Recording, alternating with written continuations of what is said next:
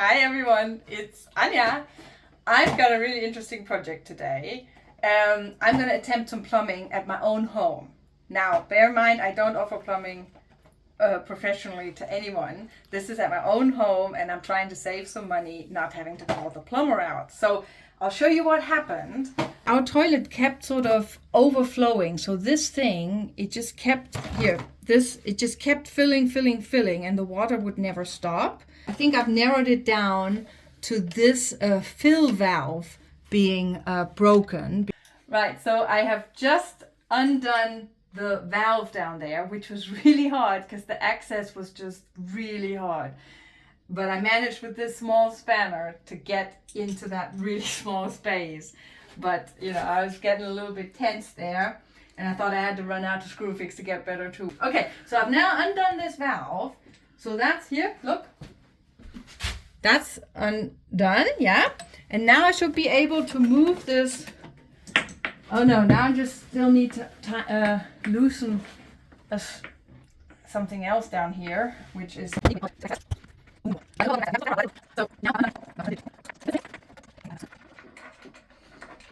Keep smiling.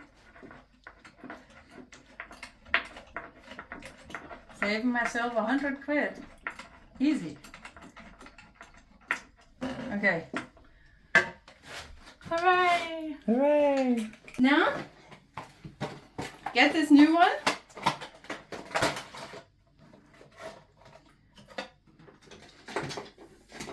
Fill valve with bits and instructions, which we don't need because we are semi-pros. Right.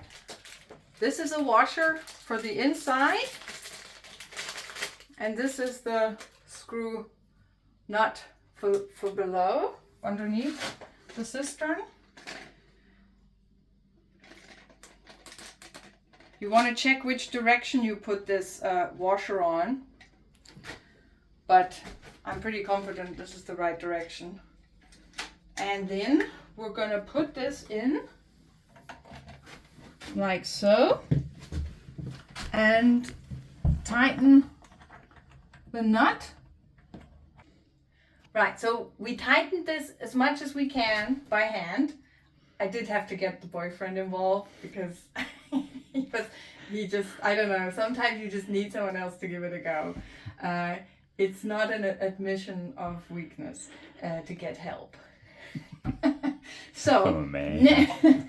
Next thing is we want to get this valve, come on in close, reattached to the fill valve. Yeah. So now we're ready to let the water back in and see what happens. So far, it's a good sign. There's no leaks down here, but still early days. But this is filling up, so that's good.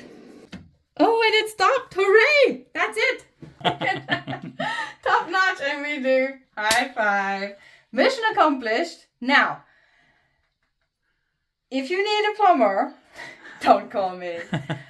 But if you feel confident, give it a try, but have a number at the ready for a real plumber. This is really just to,